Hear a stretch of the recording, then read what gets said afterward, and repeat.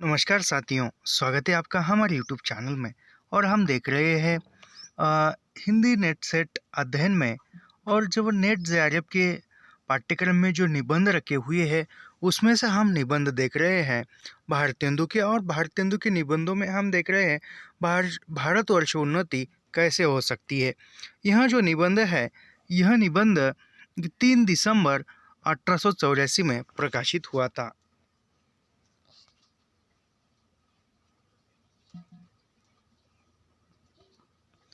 3 दिसंबर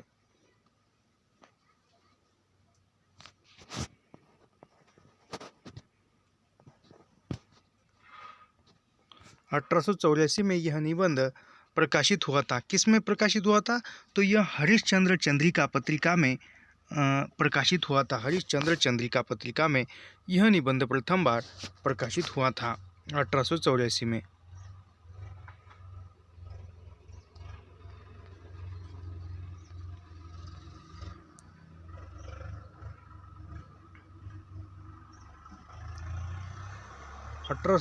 में हरिश्चंद्र चंद्रिका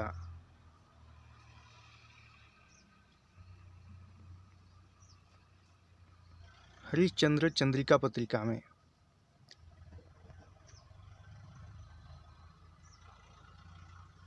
पत्रिका में यह प्रकाशित हुआ था 3 दिसंबर 1884 में।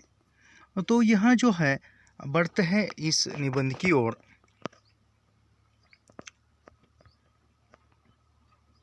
आज बड़े आनंद का दिन है कि छोटे से नगर बलिया में हम अपने मनुष्यों को एक बड़े उत्साह से एक स्थान पर देखते हैं। यानी एक बलिया में लगा हुआ मेले में यह निबंध लिखा। बलिया में दादरी के मेले में समय आ रही है। यानी बलिया में जो मेला लगा था उस मेले में यह निबंध जो भाषण के रूप में भारतेंदु ने लिखा हुआ है। इस अभागे आलसी देश में जो कुछ हो जाए वही बहुत है। यानी यह कहा जाए तो यह आलसों का देश है, आलसी लोग हैं, और जो कुछ भी काम होता है वही अच्छा है और वही हो जाए, यही बड़ी बात है।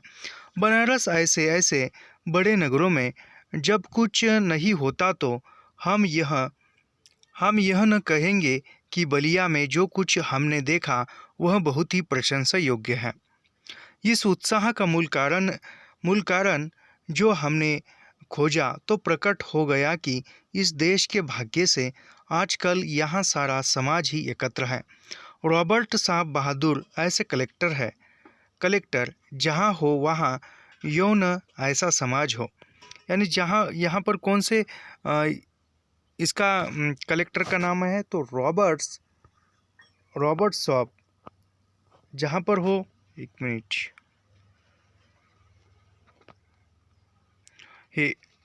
रॉबर्ट साहब बहादुर कलेक्टर हो, वहाँ पर ऐसा समाज क्यों न हो।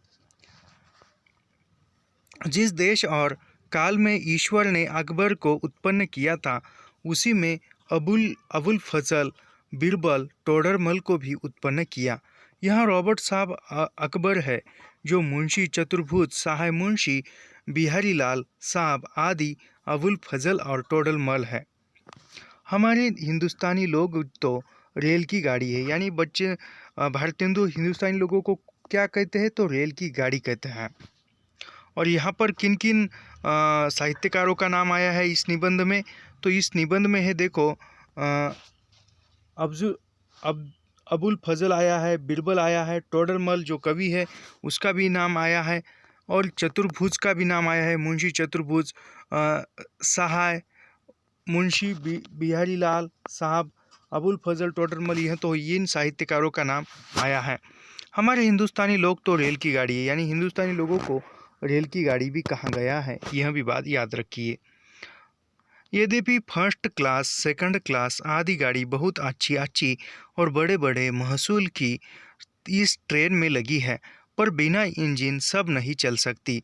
वैसे ही हिंदुस्तानी लोगों को कोई चलाने वाला हो तो ये क्या नहीं कर सकते। यानी यहाँ पर भारतेंदु कहते हैं कि जिस प्रकार ट्रेन जो है, ट्रेन पूरी ट्रेन की जो बोगियाँ होती है उसको इंजन लेकर आगे चलता है।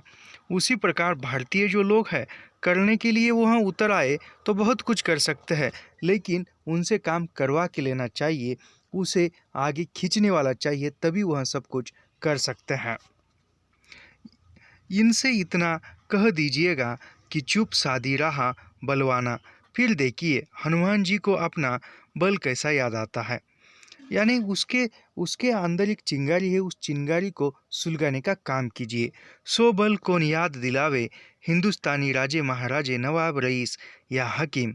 राजे महाराजों को अपनी पूजा भोजन झूठी गप से छुट्टी नहीं। यानी जो राजा महाराजाओं पर यहाँ पर व्यंग कसा हुआ है। व्यंग किसका है? जो राजा महाराजाओं को पूजा भोजन झूठी गपशप, इससे इनको जो है समय नहीं मिलता। इस कारण वह जो है आपके कामों में ही वह उलझे रहते हैं। हकीमों को कुछ तो सरकारी काम घेरे रहता है, कुछ बाल घुट दौड़े थिएटर में समय लगाने। कुछ जो हकीम है वह हकीम भी कुछ सरकारी काम लगा रहता है, और कुछ ऐसे है तो वह काम को टाला, एक आलस करते हैं। कुछ समय बचा भी तो उनको क्या ग्रह है कि हम गरीब गंदे काले आदमियों से मिलकर अपना अनमोल समय खोवे। बस यही मसल रही है। तुम्हें गैरों से कब फुर्सत, हम अपने गम से कब खाली। चलो बस हो चुका मिलना, न हम खाली न तुम खाली। ये यहाँ पर भारतेंदु कितनी अच्छी तरह पंक्ति कहती है। यह पंक्तियाँ देकर, यह दोहा देकर पूछा जाएगा कि यह दोहा निम्न में से किस निबंध का है, तो यह भारतवर्ष उन्नति कैसे होगा इस निबंध का है। याद रखिए, तुम्हें गैरों से कब फुर्सत, हम अपने गम से कब खाली। चलो बस हो चुका मिलना, न हम खाली न तुम खाली। यानी किसको? यहाँ पर 3 बेढ़क एक के ऊपर एक बैठे थे। ऊपर वाले ने कहा जौक शौक, बीच वाला बोला गम सम, सब के नीचे वाला पुकारा। यानी गए हम, यानी वह एक के ऊपर एक 3 बेंडक बैठे हैं। जैसे कि मानो ये नीचे वाला बेंडक ये उसके ऊपर बैठा है और ये उसके ऊपर बैठा है। ऊपर वाला जो है यह वाला बेंडक है। यह वाला मेंढक जो है वह कुछ क्या कहता है, जोक शौक कहता है। तो बीच वाला क्या कहता है, यानी यह मेंढक क्या कहता है, यह मेंढक कहता है कि गम सम। और सबके नीचे वाला, यानी यह तो इन दोनों का बोझ सहन करके ही मर गया ना, तो यह कहता है पुकारा गए हम। यानी वह कहता है कि गए भाई साहब, हम तो गए, ऐसा। यानी इन दोनों का बोझ इसके ऊपर है। तो इस प्रकार भारतीय व्यवस्था है।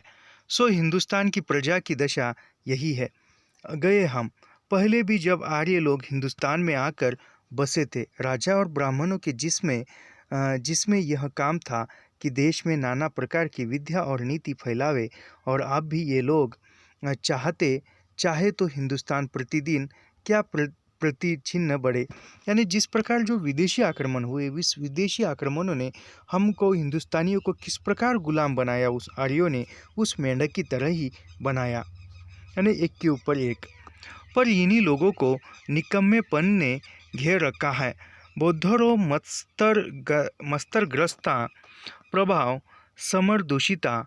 हम नहीं समझते कि इसको लाज भी क्यों नहीं आती कि उस समय में जबकि इसके पुरुषों के पास कोई भी सामान नहीं था, तब उन लोगों ने जंगल में पत्ते और मिट्टी की कुटियों में बैठकर बांस की नालियों से जो तारा ग्रह आदि बेद कर के उनकी गति लिखी है।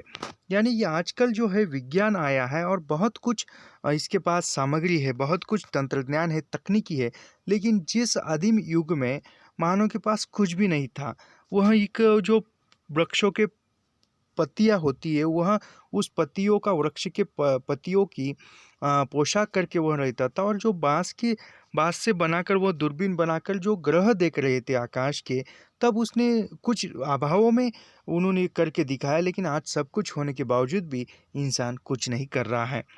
और अब आज इस काल में हम लोगों की अंग्रेजी विद्या के और जनता की उन्नति से लाखों पुस्तकें और हजारों यंत्र तैयार है। यानी उस आदिम समय में कुछ भी नहीं था, केवल बात से वह दूरबीन देखी थी कि ग्रहों को देखने की तैयार की थी। लेकिन आज विज्ञान तकनीकी के आधार पर बहुत कुछ साधन है, बहुत कुछ पुस्तकें हैं, लेकिन आज कोई कुछ करने को तैयार नहीं है। जब हम लोग नीली चुंगी की कतवार फेंकने की गाड़ी बन रहे हैं, यह समय ऐसा है कि उन्नति की मानो घुड़दौड़ हो रही है। अमेरिकन, अंग्रेज, अ, फ्रांसीस आदि तुर्की ताजी सब सर पर दौड़े जाते हैं।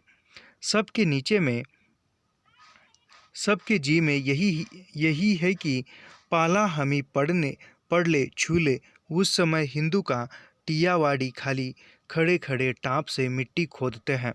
इनको औरों को जाने दीजिए। जापानी टट्टुओं को हाँफते हुए दौड़ते देखकर के जी भी लाज नहीं आती। यह समय ऐसा है कि जो पीछे रह जाएगा, फिर कोटि उपाय किए भी आगे नहीं, यानी वह भागदौड़ का युग है। यानी ऐसा ऐसे ऐसे ऐसे ऐसे ऐसे भागते जा रहे हैं हम, लेकिन जो पीछे रहता है वह पीछे ही रह जाता है, जो आगे का है वह आगे ही मंजिल तक जा पाता है।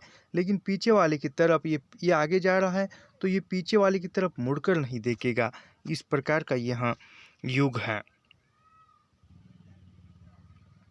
मुझको मेरे मित्रों ने कहा था कि तुम इस विषय पर आज कुछ कहो कि हिंदुस्तान की कैसी उन्नति हो। यानी वो बलिया में जो मेला लगा है, उस मेले में जो व्याख्यान भाषण देने के लिए भारतेंदु आए हुए हैं, और उनके मित्रों ने कहा था कि इस विषय पर भारतवर्ष की उन्नति या हिंदुस्तान की उन्नति कैसी हो। यानी यहाँ पर किसको, इस मेले में यह भाषण देने के लिए भारतेंदु ने किसने कहा था? तो मुझको मेरे मित्रों ने कहा था। यह बात याद रखी, क्योंकि आजकल ऐसे छोटे छोटे सूक्ष्म तरह से प्रश्न पूछ रहा है। भला इस विषय पर मैं क्या कहूँ भगवत में एक श्लोक है, यानी भगवत गीता में या भगवत में एक श्लोक है। भागवत में वो कहा है, नरह देहमात सुलभ सुदुर्लभ प्लाव सुकल्प गुरु कर्णधार। एक मिनट।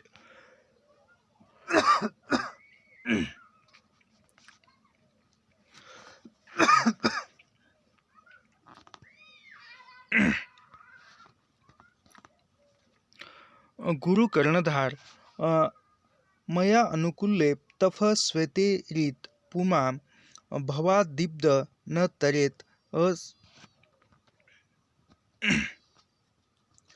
तरेत आत्मा। यानी यह भगवत गीता का श्लोक है, और इस निबंध में आया हुआ देगा ये निबंध, ये श्लोक देगा और बोलेगा कि भारतेंदु के किस निबंध में है। तो भारतवर्ष उन्नति कैसे होगी, इस निबंध का है, याद रखिए। भगवान कहते हैं कि पहले तो मनुष्य जन्म ही दुर्लभ है, सो मिला और उस पर गुरु की कृपा और उस पर मेरी अनुकूलता। यानी भगवान उस श्लोक के माध्यम से ईश्वर कहता है कि मनुष्य जन्म जो है वह दुर्लभ है। कभी कहते हैं कि 84 लाख योनियों के बाद वह इंसान मानव जन्म मिलता है, तो उसी प्रकार जो है यह दुर्लभ है। और फिर उस मानव जन्म में आने के बाद फिर गुरु की कृपा होती है, गुरु मिलता है, और फिर उसके अनुकूलता उसकी उन्नति होती है। इतना सामान पाकर भी मनुष्य इस संसार सागर के पार न जाए, उसको आत्महत्यारा कहना चाहिए। और वही दशा इस समय हिंदुस्तान की है। यानी इंसान को सब कुछ मिलने के बाद भी वह जो है संसार का भव सागर जो है वह पार नहीं कर सकता। उसी प्रकार हिंदुस्तान के लोगों के पास सब कुछ है, फिर भी वह देश की उन्नति नहीं कर सकते। अंग्रेज़ों के राज्य में सब प्रकार का सामान पाकर अवसर पाकर भी हम लोग जो इस समय उन्नति न करें, यानी अंग्रेजी राज्य में सब कुछ है, तकनीकी है, किताब है, ज्ञान है, गुरु है, मार्गदर्शन करने वाले हैं, सब कुछ है, फिर भी हम उन्नति न करें तो हमारे केवल अभाग्य और परमेश्वर का कोप ही है। सांस और अनुमोदन से एकांत रात में सुने रंगमहल में जाकर भी बहुत दिनों से प्राण से प्यारे परदेशी पति से मिलकर छाती ठंडी करने की इच्छा भी इसका लाज से मुंह भी न देखे और बोले भी न, तो उसका अभाग्य ही है।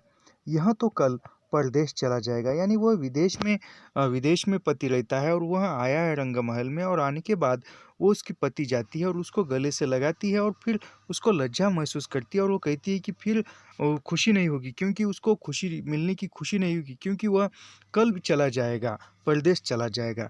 वैसे ही अंग्रेजी राज्य में भी जो हम मेंढक, कांट के उल्लू, पिंजड़े के गंगाराम ही है रहे, तो फिर हमारी कमबख्ती फिर कमबख्ती ही रहेगी। यानी अंग्रेज के राज्य में भी हम जो है अब मौज मस्तियाँ करती रहेंगे, या पढ़ाई समय पर जो है पढ़ाई न करेंगे, समय पर जो कार्य है वह नहीं करेंगे, तो हम भी वैसे ही रह जाएंगे। जैसे वह स्त्री पति कल चला जाएगा बोल के आज वह खुश नहीं हो पाती, उसी प्रकार बहुत लोग यह कहेंगे कि हमको पेट के धंधे के मारे छुट्टी नहीं रहती। यानी बहुत से लोग कहते हैं कि हमें जो है रोटी रोजी कमाना है, इसके लिए हमें छुट्टी नहीं मिलती। यदि छुट्टी ले लो तो हमारे बाल बच्चे क्या खाएंगे, हम क्या खाएंगे, बाबा हम क्या उन्नति करें। यानी वह कहती कि बाबा हम क्या उन्नति करें। यह याद रखिए, पेट के धंधे के मारे छुट्टी नहीं मिलती, बाबा हम क्या उन्नति करें। यानी वह ऐसे लोग भी कहेंगे कि जो हम रोटी रोजी मुश्किल से कमा पाते हैं, तो देश की उन्नति हम कहाँ से करेंगे। तुम्हारा पेट भरा है, तुमको दून की सूझती है। उनके एक हाथ से अपना पेट भरा, दूसरा हाथ से उन्नति के कांटों को साफ किया। क्या इंग्लैंड में किसान, खेत वाले, गाड़ीवान, मजदूर, कोचवान आदि नहीं है। यानी इंग्लैंड में भी मजदूर है, इंग्लैंड में भी किसान है, खेत वाले हैं, इंग्लैंड में भी गाड़ीवान है, मजदूर है, कोच वाले हैं। क्या वह उन्नति नहीं करते, क्या वह पेट के लिए काम नहीं करते, फिर भी उनके देश की उन्नति हुई है, तो हमारे देश की उन्नति क्यों नहीं हो पाती है। किसी देश में भी सभी पेट भरे हुए नहीं होते, किंतु वे लोग जहाँ खेत जोतते बाते हैं, वही उसके साथ यह भी सोचते हैं कि ऐसा कौन नहीं कल वह मसाला बनावे, जिससे एक खेत में आगे आगे से दून अनाज उपजे। यानी यह महत्वपूर्ण कथन है, और यह भारतवर्ष उन्नति कैसे होगी, इस निबंध का है, याद रखिए। यहाँ से पूछा जाएगा, किसी देश में भी सभी पेट भरे हुए नहीं, यानी किसी देश में कोई हर जो है एक सुख शांति से पेट भर रोटी नहीं खा सकता, कोई ना कोई भूखा रहता ही रहता है। उस किसी भी देश में, कितना ही देश प्रगतिशील या कितना भी विकसित देश क्यों ना हो, तो वहाँ के जो है वे लोग जहाँ खेत जोतते हैं, यानी जहाँ किसानी करते हैं, बातें वही उसके साथ यह भी सोचते हैं कि ऐसी कौन नई कल वह मसाला बनावे, यानी ऐसी कोई नई चीज़ हम बनावे, जो हमें हमारे खेत की फसल है उस ऐसी कोई एक नई फसल उगाए, जिसको अच्छी तरह से मूल्य मिले, जिससे इस खेत में आगे से दून अनाज उपजे। यह जो है भारतवर्ष की उन्नति कैसे होगी, इसका कथन है। विलायत में गाड़ी के कोचवान भी अखबार पढ़ते हैं। सब मालिक उतरकर किसी दोस्त के यहाँ गया, उसी समय कोचवान ने गद्दी के नीचे से अखबार निकाला। यानी वह जो विलायती जो है जो पाश्चात्य जो देश है, उसमें यदि जो ड्राइवर है, वह ड्राइवर अपने साहब को लेकर गाड़ी में जाता है, और वह साहब यदि मीटिंग के लिए जाता है, ऑफिस के काम के लिए जाते हैं गाड़ी से उतरकर, तो ड्राइवर जो है वह खाली समय में मोबाइल देखकर नहीं बैठता, वह जो है तुरंत अपने उसके सीट के नीचे का अखबार वर्तमान पत्र निकाल कर वह पढ़ने लगता है। कुछ उसको ज्ञान अर्जन करने की उसके अंदर प्यास रहती है, लेकिन हम जो है नहीं करते हैं।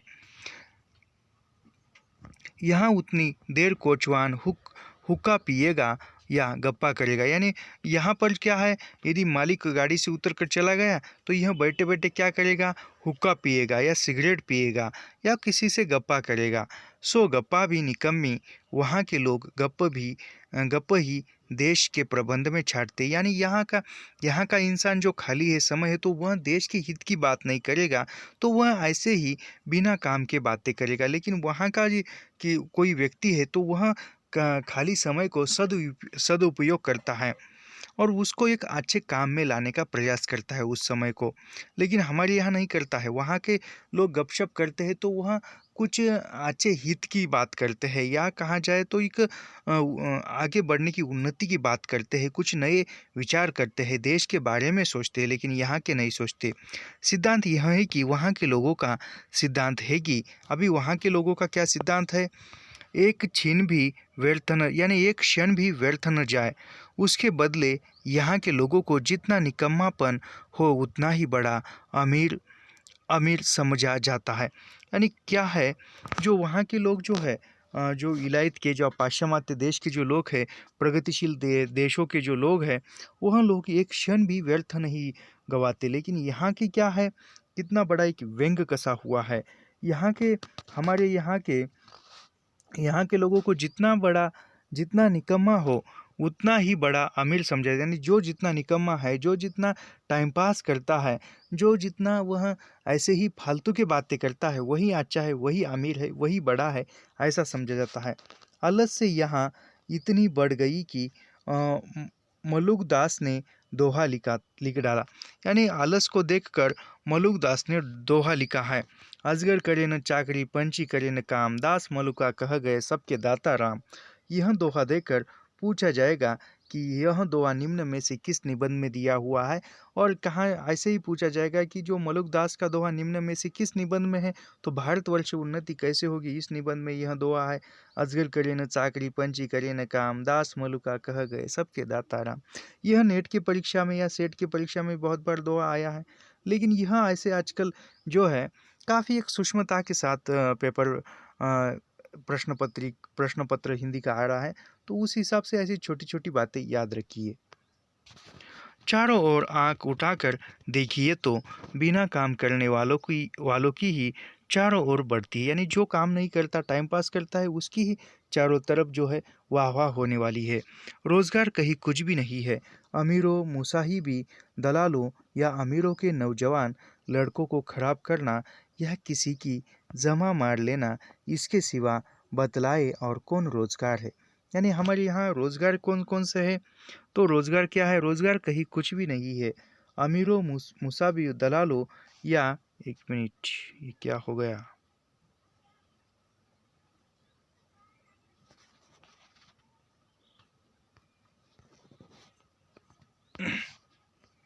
हम्म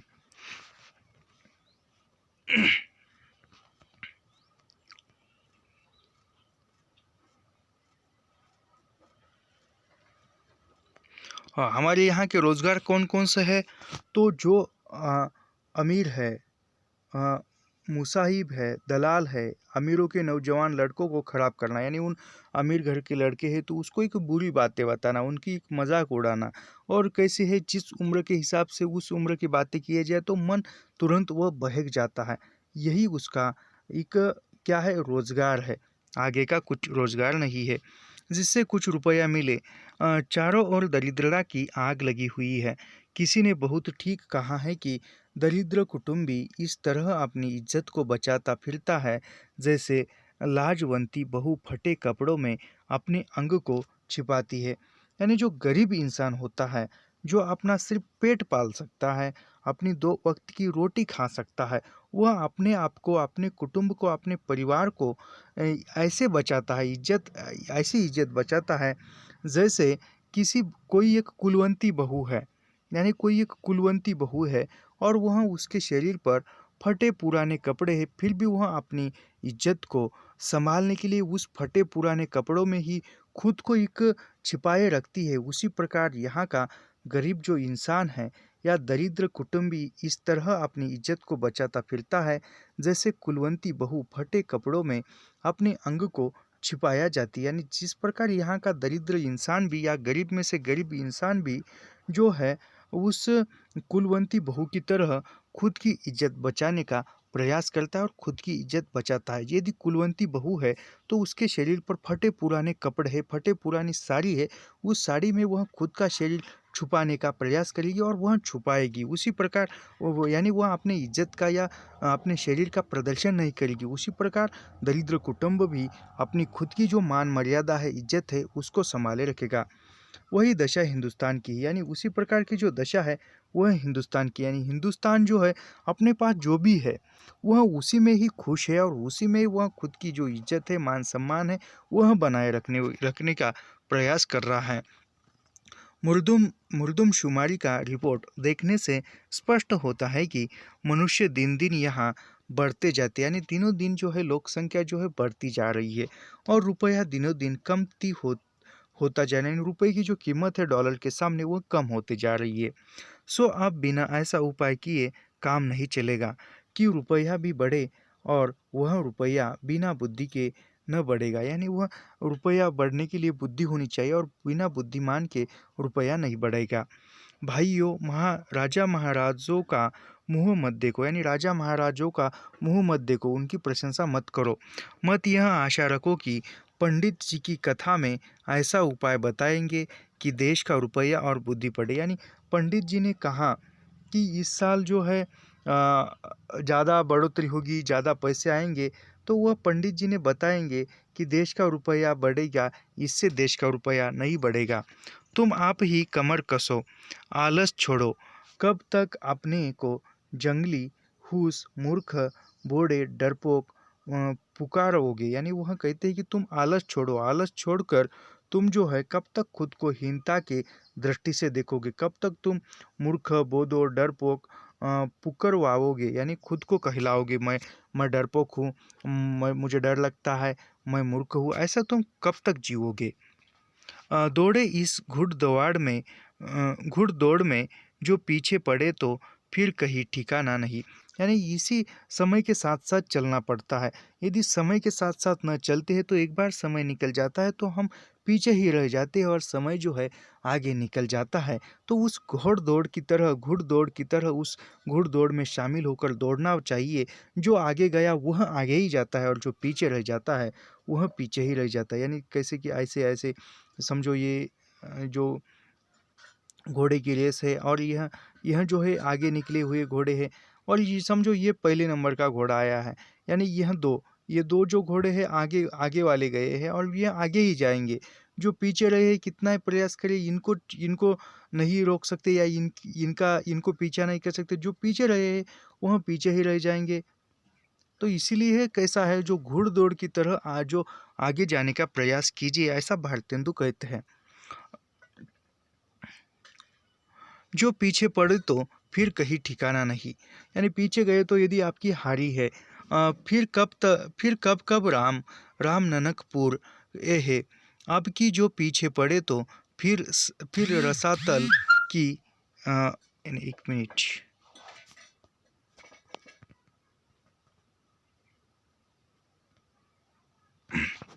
फिर रसातल ही पहुँचेंगे। यानी एक बार आप पीछे पड़ोगे तो पीछे ही रह जाओगे और आपकी जो है वह हार निश्चित है।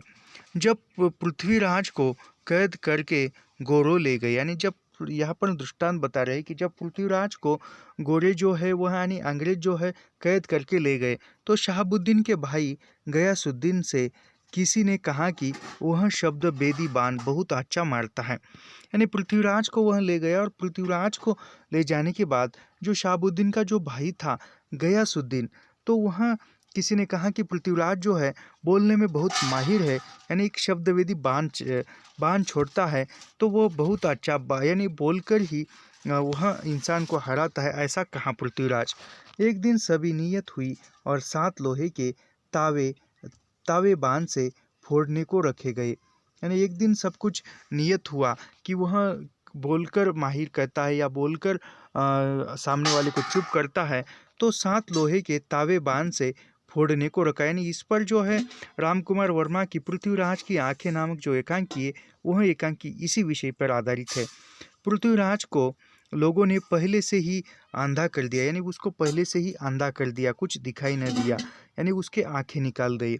संकेत यह हुआ कि जब गयासुद्दीन हुँ करे तब वह तावे पर बाण मारे। यानी वह संकेत ऐसा करता है कि गयासुद्दीन यदि हुँ कहे तो वह तावे पर बाण मारे। चंद कवि भी उसके साथ कैद था, यानी चंद कवि जो था वह भी उसके पृथ्वीराज के साथ कैद था। यह सामान देखकर उसने यह दोहा पढ़ा। फिर वह यानी आंखें जो है पृथ्वीराज की निकलती, लेकिन चंद्रबरदाई की आंखें नहीं निकलती। तो वहाँ देखकर चंद्रबरदाई यह दुआ पड़ता है।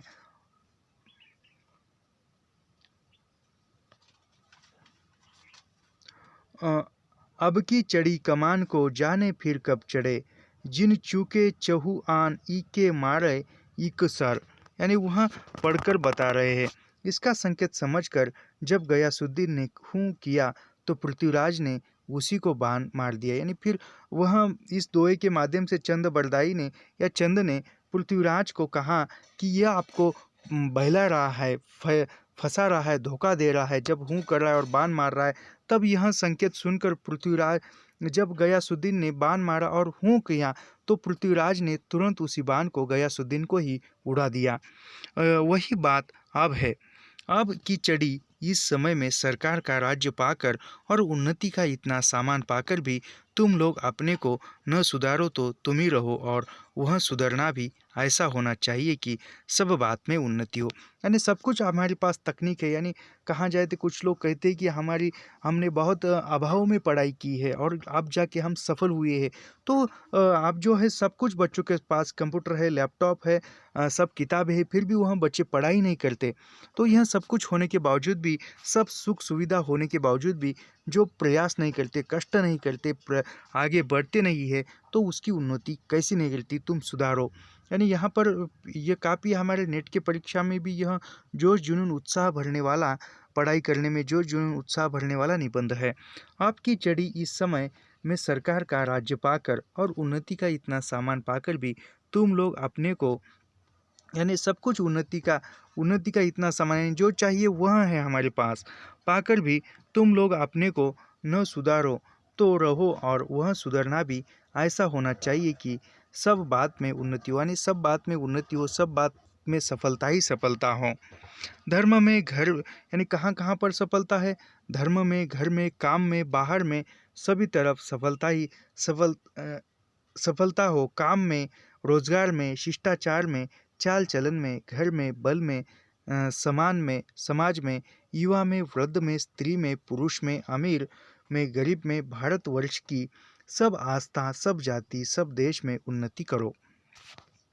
सब ऐसी बातों को छोड़ो जो तुम्हारे इस पंथ के कंटक हो।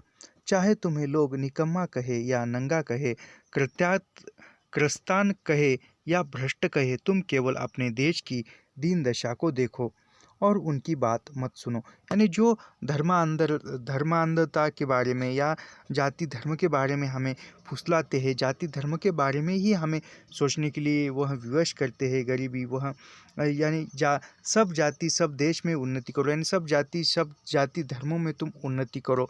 जो तुम्हें फुसलाएगा, हमारी जो लक्ष्य से ओझल करेगा, लक्ष्य से दूर ले जाएगा, उसकी तरफ तुम नज़रअंदाज करो, उसकी तरफ देखो मत।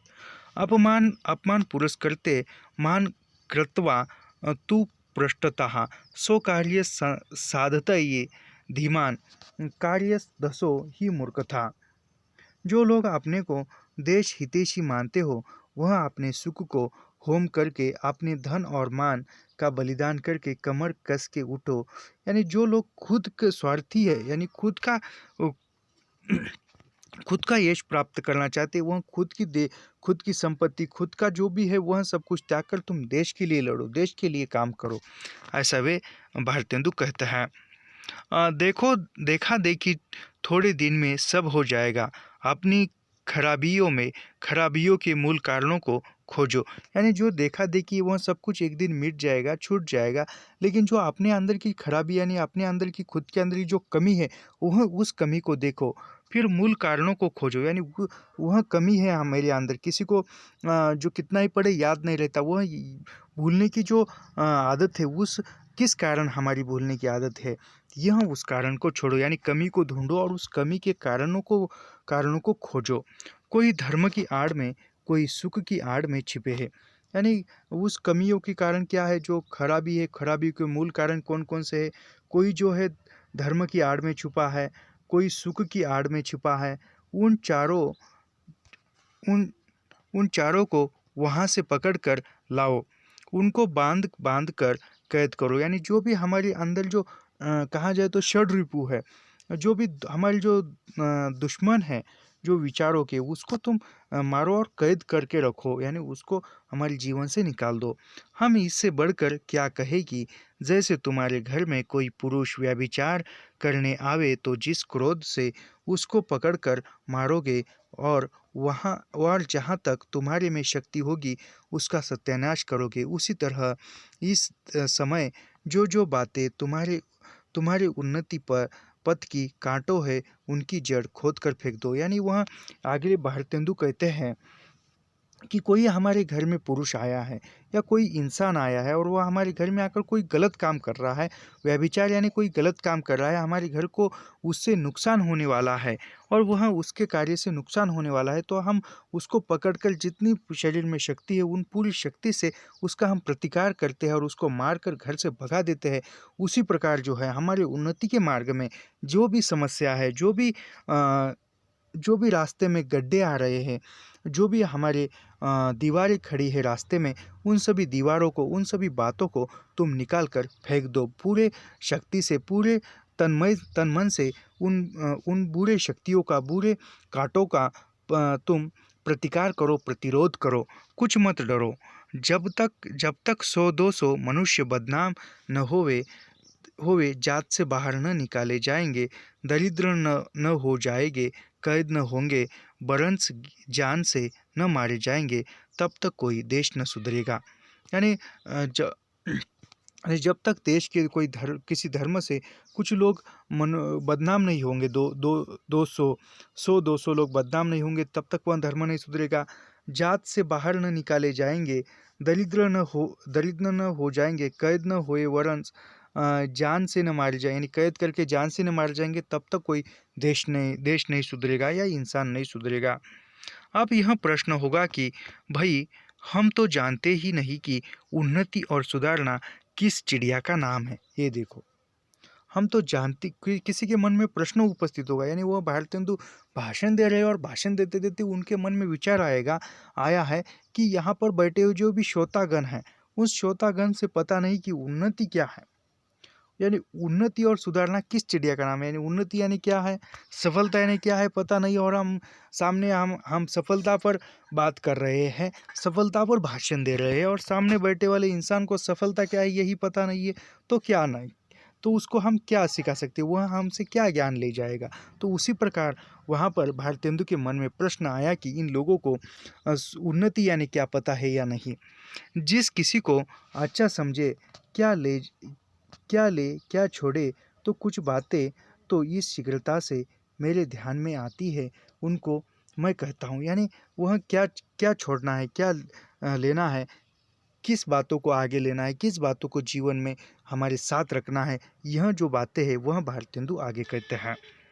सब सुन्नियों का मूल धर्म है, यानी सब जो सुन्नियों का मूल जो है, सब जो कारणों का, समस्याओं का मूल जो है वह क्या है, धर्म को बताया है भारतेंदु ने।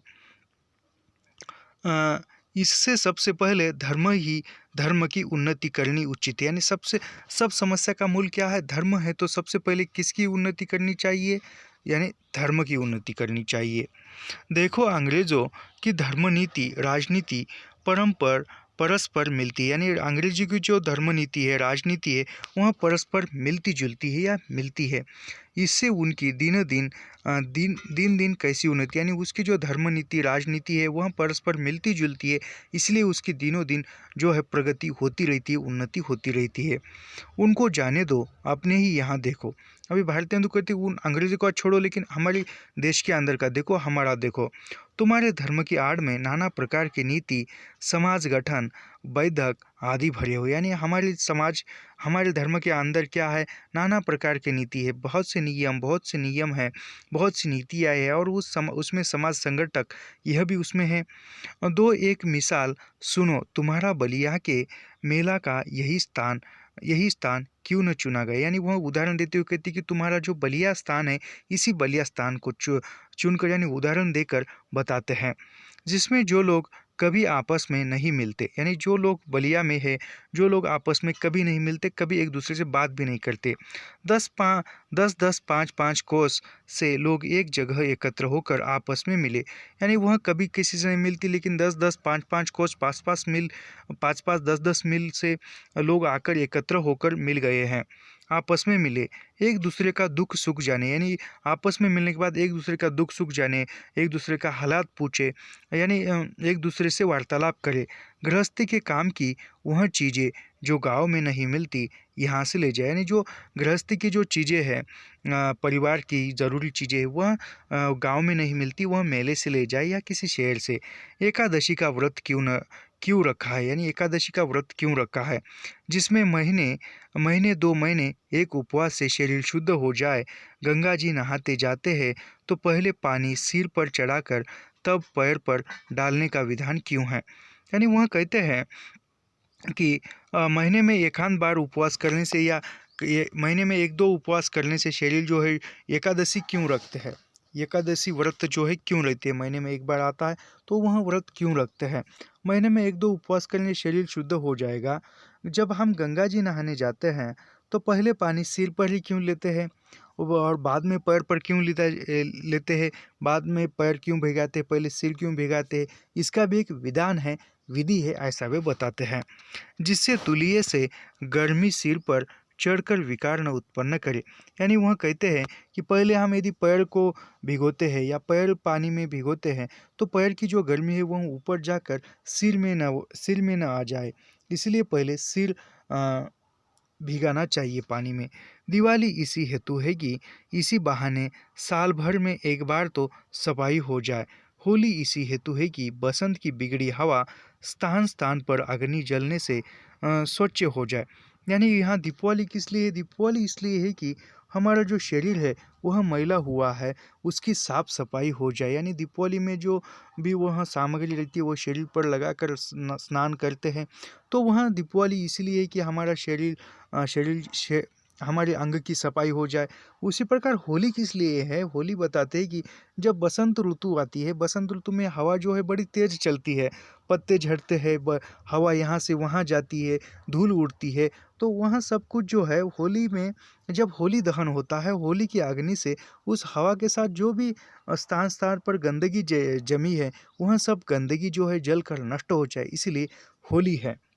यानी यह मैं फिर से पढ़ता हूँ और परीक्षा में पूछे जाने योग्य कथन है। दीपावली इसी हेतु हेतु है कि इसी बहाने साल भर में एक बार तो सफाई हो जाए। यानी दीपावली में क्या रहता है, घरदार सब कुछ, घर जो है सभी घर की सफाई होती है, इसके साथ हम घरदार की सब कुछ सफाई, जो भी पुराना सामान है वो सब कुछ निकाल कर बाहर फेंकते हैं, नया सामान अंदर लेकर आते हैं। यानी दीपावली जो है इसीलिए है कि साल भर की गंदगी जो है एक बार बाहर निकाल दे। उसी प्रकार होली भी है, जो बसंत ऋतु, यानी होली से पहले जो है वसंत ऋतु आता है और बसंत ऋतु में हवा जो है बड़ी तेज चलती है, तो यहाँ की धूल वहाँ जाती है, वहाँ की धूल कहीं और जाएगी, कहीं और की धूल यहाँ आएगी। तो उसी प्रकार जो है होली दहन होने से जो भी वहाँ कड़ा कुचरा जो भी हवा में या स्थान स्थान पर जो भी वहाँ कचरा जमा है या जो भी वहाँ हवा में अशुद्धता फैली है वहाँ सब कुछ जलकर राख हो जाए, नष्ट हो जाए और हवा शुद्ध हो जाए, इसीलिए होली का दहन किया जाता है। और यह जो है कथन काफ़ी अच्छा है और यह भारतवर्ष की उन्नति कैसी होगी इस निबंध का है। यही यही त्यौहार ही तुम्हारी म्यूनसिपैलिटी, यानी यही त्यौहार ही तुम्हारा म्यूनसिपैलिटी, यानी वह भारतेंदु इस निबंध में किसको म्यूनसिपैलिटी कहते हैं, तो होली और दिवाली को ही म्यूनसिपैलिटी कहते हैं, याद रखिए। ऐसे ही सब पर्व, सब तीर्थ व्रत आदि में कोई हिकमत है, यानी जो भी व्रत है, जो भी तीर्थ है, उसमें कोई ना कोई बात है, कोई ना कोई नीति है। उन लोगों ने धर्म नीति और राजनीति को दूध पानी की भांति मिला दिया, यानी जो अंग्रेज लोग थे, इलायती लोग थे, उन्होंने धर्म नीति और राजनीति को दोनों में आपस में दूध और पानी की तरह मिला लिया। यानी दूध में यदि पानी मिलाते हैं तो वो पानी भी दूध का रूप धारण कर लेता है, उसी प्रकार उन्होंने धर्म नीति और राजनीति को एक दूसरे में मिलाया है। खराबी जो बीच में हुई वह यह है कि उन लोगों ने ये धर्म क्यों मानने लिखे थे, यानी फिर वह कहते कि धर्म क्यों मानने लिखे थे, यानी धर्म को मानना चाहिए ऐसा क्यों कहा गया। इसका लोगों ने मतलब नहीं समझा और इन बातों को वास्तविक धर्म मान लिया। भाइयों, वास्तविक धर्म तो केवल परमेश्वर के चरण कमल का भजन है। यानी भारतेंदु वास्तविक धर्म किसको कहते हैं, तो भारतेंदु वास्तविक धर्म केवल परमेश्वर के चर कमल यानी भजन यानी परमेश्वर का आचरण करना, परमेश्वर की भक्ति करना, यही जो है यही हमारा वास्तविक या सच्चा धर्म है। भारतेंदु भारतवर्ष उन्नति कैसे होगी, इस निबंध में भारतेंदु जो है वास्तविक धर्म किसको मानते हैं, तो परमेश्वर के चरण कमल का भजन है, यह इसको मानते हैं। ये सब तो समाज धर्म है जो देश काल के अनुसार शोधे और बदले जा सकते, यानी यह जो परमेश्वर के चरण कमल का भजन है यह देश काल और समय के अनुसार बदला जा सकता है।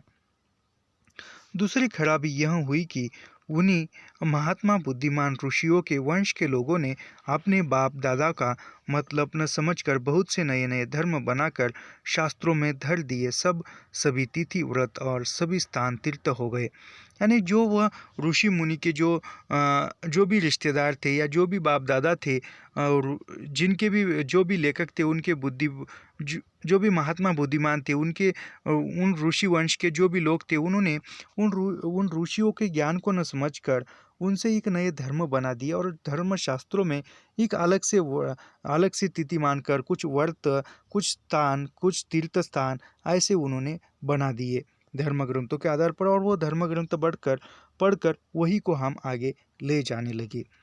इन बातों को अब एक बार आंख खोल कर देख और समझ लीजिए कि फलानी बात उन बुद्धिमान ऋषियों ने क्यों बनाई, यानी जो भी बात है वह बात ऋषियों ने क्यों बनाई, इस पर यदि विचार करते हैं। यदि एकादशी का व्रत महीने में आता है तो पकड़ना चाहिए, लेकिन वह व्रत क्यों पकड़ना चाहिए, क्यों ऐसी नीति बनाई, इस पर कभी विचार किया है कि हमने नहीं किया है।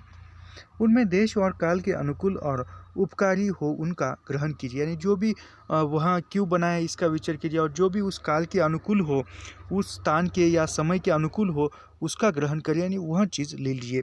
जैसे कि सर्दी के मौसम में स्वेटर एवं गर्म कपड़े पहनने चाहिए तो वह लेने चाहिए। यदि जिद न करे कि हमें पतले कपड़े पहनने हैं या स्वेटर नहीं पहनने, ऐसी जिद नहीं करनी चाहिए। बहुत सी बातें तो समाज विरुद्ध मानी जाती है, किंतु धर्मशास्त्रों में जिनका विधान है उनको मत चलाइए, यानी जो धर्मशास्त्रों में उनका विधान है उसको मत चलाइए।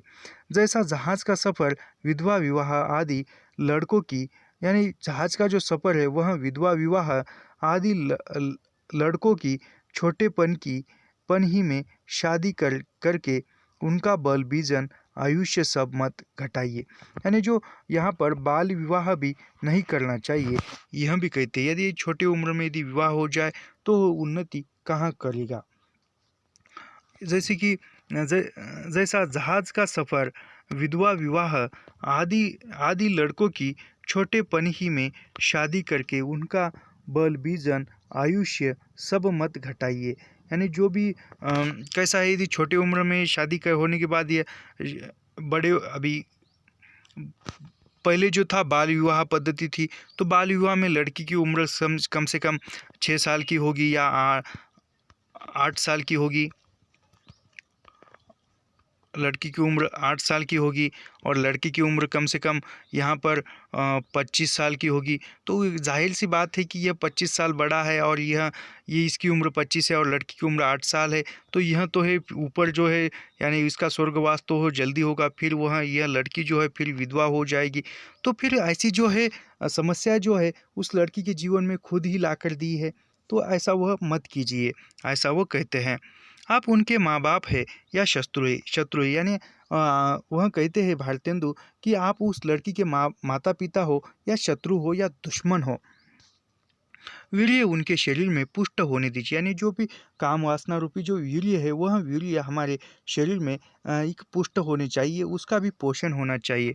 नॉन तेल लड़की की फिक्र करने की बुद्धि सीख लेने दीजिए, यानी उसका बौद्धिक विकास भी होने दीजिए, फिर जाके शादी कीजिए। तब उनका पैर काट में डालिए। कुलीन प्रथा बहु विवाह आदि को दूर कीजिए, यानी जो भी कुल की प्रथा है, बहु विवाह है यह जो है उसको दूर कीजिए, निकाल कर फेंक दीजिए, ऐसा भारतेंदु कहता है। और यह बात सही है, आज तो नहीं है लेकिन उस जमाने में होगा। लड़कियों को भी पढ़ाइए, किंतु इस चाल में नहीं जैसे आजकल पढ़ाई जाती है, जिससे उपकार के बदले बुराई होती है। यानी वो भारतेंदु कहती है कि लड़कियों को भी पढ़ाना चाहिए, लड़कियों को भी पढ़ाई करनी चाहिए, लेकिन आजकल जो है लड़कों और लड़की में भेदभाव नहीं किया जाता। आज 2024 की बात करते हैं तो लड़का लड़की एक समान मानकर दोनों को ही पढ़ाई के लिए भेजा जाता है। जिससे उपकार के बदले बुराई होती है, यानी जिसके उपकार के बदले बुराई होती है, ऐसी चाल से उनको शिक्षा दीजिए कि वह अपना देश और कुल धर्म सीखे। यानी ऐसी शिक्षा देनी चाहिए बच्चों को कि वह खुद का कुल, खुद का धर्म और खुद खुद वह सीखे, पति की भक्ति करे और लड़कों को सहज में शिक्षा दे। यानी वह लड़की को अपने पति की जो है भक्ति करनी चाहिए, आदर सम्मान करना चाहिए, लड़कों को भी सहज शिक्षा देनी चाहिए। वैष्णव शास्त्र इत्यादि नाना प्रकार के लोग आपस में बैर छोड़ दे, यह समय इन झगड़ों का नहीं है। यानी जो भी धर्मांधता क्या धर्म को लेकर झगड़े करते, यह सब जो धर्म के अंदर के जो झगड़े हैं उनको छोड़कर यह सब कुछ हमें सोचना नहीं चाहिए। हिंदू, जैन, मुसलमान सब आपस में मिलिए। जाति में कोई चाहे ऊंचा हो चाहे नीचा हो, सबका आदर कीजिए। यानी यहाँ पर एकता की बात भारतेंदु कहते हैं। हिंदू, जैन जो भी हिंदू, मुसलमान, जैन या अन्य कौन से भी धर्म है, यह सब कुछ धर्म भूलकर केवल एक ही इंसानियत निभाइए, ऐसा वे कहते हैं। जो जिस योग्य हो उसे वैसा मानिए, छोटी जाति के लोगों का तिरस्कार करके उनका जी मत तोड़िए। यानी जो निम्न जाति का है उसको निम्न कहकर उसका जी मत तोड़िए या उसके मन को ठेस न पहुंचाइए। सब लोग आपस में मिलिए। मुसलमान भाइयों को भी उचित है कि इस हिंदुस्तान में बसकर वे लोग हिंदुओं को नीचा समझना छोड़ दें। यानी वह कहते हैं कि सब लोग जो है एक हो जाए, एकता का बल बताते हैं। और जो मुसलमान लोग हैं वह भी कहते हैं कि हिंदुस्तान भाइयों को नीचा मत दिखाए, उनके साथ मिलकर सभी की उन्नति एक साथ कीजिए। ठीक भाइयों की भांति हिंदुओं से बर्ताव करें, यानी भाईचारा बढ़ाए। ऐसी बात जो हिंदुओं का जी दुखाने वाली हो न करे। घर में आग लगे, सब जिठानी देवरानी को आपस का डाह छोड़कर एक साथ वह आग बुझानी चाहिए। यानी किसी घर में आग लगी है तो देवरानी जेठानी सास बहू जो है वह आग बुझाना छोड़कर एक दूसरे को वह झगड़ रहे हैं, मारपीट कर रहे, तो घर में जो आग लगी है वह आग बढ़ती जाएगी और वो सब कुछ जलाकर भस्म कर देगी। लेकिन उन सास बहू या जेठानी को या देवरानी को आपस का जो झगड़ा है वह छोड़कर पहले घर की जो आग लगी है वह आग बुझानी चाहिए, तभी उनका घर परिवार बच सकता है। यानी कहने का मतलब यहाँ इतना है कि भारतेंदु यह कहना चाहते हैं कि ऐसे उदाहरण देकर कि आप हमारी जो काम की चीज़ है वह काम की चीज़ पहचानो, जिससे हमारी उन्नति होती है उसको ही हम अपनाएं या अन्य बातों में हम उलझना छोड़ दे। जो बात हिंदुओं का नहीं मयस्कर है वह धर्म के प्रभाव से मुसलमानों को सहज प्राप्त है। उनके जाति नहीं, खाने पीने में चौका चूल्हा नहीं, विलायत जाने में रोक टोक नहीं, फिर भी बड़े ही सोच की बात है कि मुसलमानों ने अभी तक अपनी दशा कुछ नहीं सुधारी। यानी वह हिंदुओं से बेहतर मुसलमानों की स्थिति है, फिर भी उसने खुद की दशा, खुद की उन्नति नहीं की। अभी तक बहुतों को यही ज्ञात है कि दिल्ली लखनऊ की बादशाहत कायम है। यारो ये दिन गए, सब अब आलम हट धर्मी, यह सब छोड़ो, चलो हिंदुओं के साथ तुम भी दौड़ो, एक दो हो जाओ। यानी एक भाईचारा स्थापन करने की बात की है। पुरानी बातें दूर करो, मीर हसन और इंदर सभा पढ़ा कर छोटेपन ही से लड़कों का सत्यानाश मत करो। होश संभाला नहीं कि पड़ी पारसी, तुस्त कपड़ा पहनना और गज़ल गुनगुनाना। यानी एक छोटे बच्चों को भी तुम धर्म की शिक्षा देकर उन बच्चे का नुकसान मत करो, ऐसा वे कहते हैं। अभी यहाँ पर फिर से ये दो पंक्तियाँ, ये शोक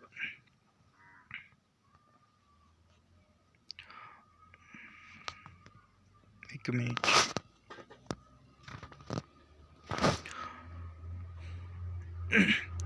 शोक तिलपी से मुझे गुल की जो दीदार का था, न किया हमने गुलिस्ता का सबक याद कभी। भला सोचो कि इस हालात में बड़े होने पर वे लड़के क्यों न बिगड़ेंगे। यानी किसी को हम धर्म की शिक्षा देते हैं या उसके उन्नति की शिक्षा नहीं देंगी तो उसका विकास, उस बच्चे की उन्नति कैसे हो जाएगी। अपने लड़कों को ऐसी किताबें छूने भी मत दो, अच्छी से अच्छी उनको तालीम दो, यानी अच्छी से अच्छी शिक्षा दो जो कि वो बुद्धिमान बने, आगे चलकर खुद के पैरों पर या खुद के पैरों पर खड़े होकर खुद के परिवार को संभाले।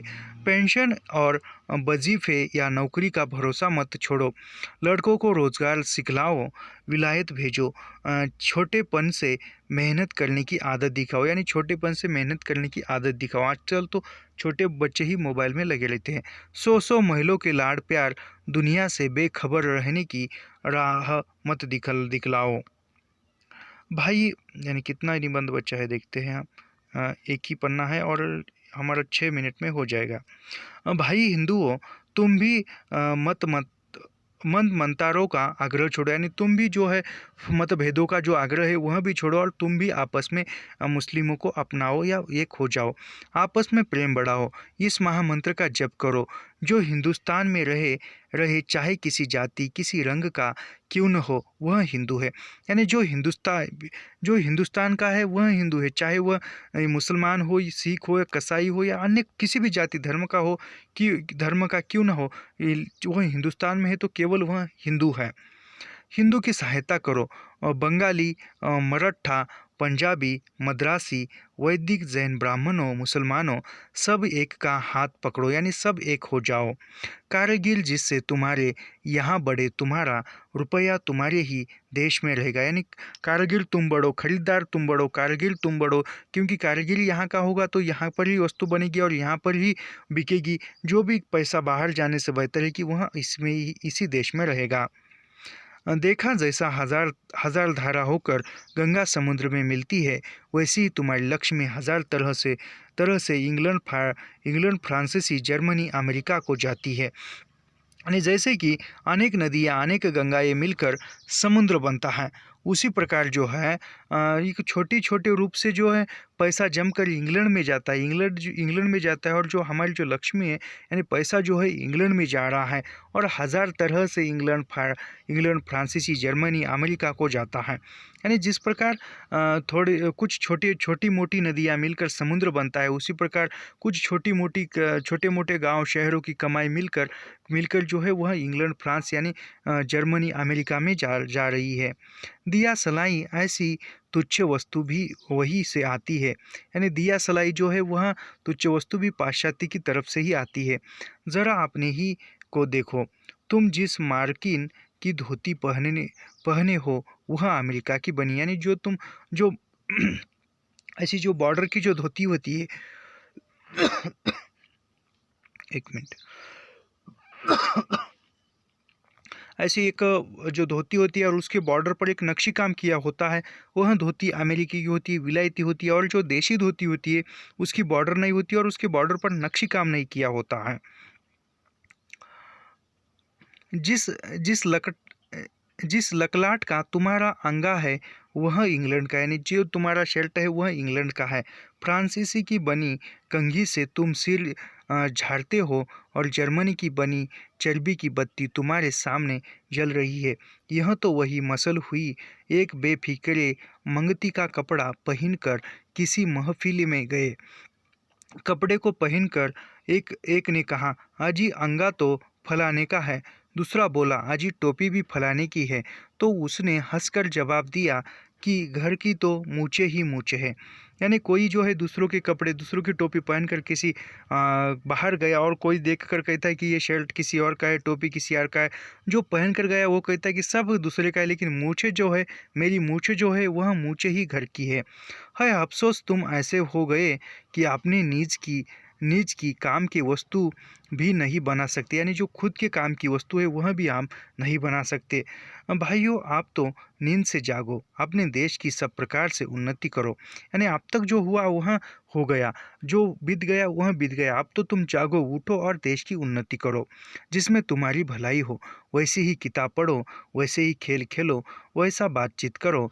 परदेशी वस्तु और परदेशी भाषा का भरोसा मत रखो। अपने अपने अपनी भाषा में उन्नति करो, यानी भारतेंदु अपनी भाषा में उन्नति करो। जागो, छोड़ो जो भी बातें हैं वह सब कुछ भूल जाओ, और जो भी हुआ वह सब कुछ भूल कर तुम आगे उन्नति की ओर बढ़ो। ऐसा भारतेंदु अंतिमतः संदेश देते हैं, और अंतिमतः वह कहते हैं कि अ, विदेशी भाषा छोड़कर खुद की ही भाषा में उन्नति करो। यानी आजकल देखा जाए तो अंग्रेजी की पढ़ाई छोड़कर हम हमारी जो हिंदी है, मराठी है, जो भी भाषा है देशी भाषा, उसमें पढ़ाई करो। तो यहाँ पर जो है हमारा निबंध समाप्त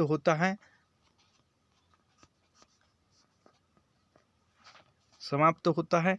और ऐसे ही लाइन टू लाइन, पंक्ति दर पंक्ति अध्ययन करने के लिए हमारे चैनल को सब्सक्राइब कीजिए, लाइक कीजिए और शेयर करना मत भूलिए। मिलते हैं कल दूसरे निबंध के साथ। तब तक के लिए धन्यवाद।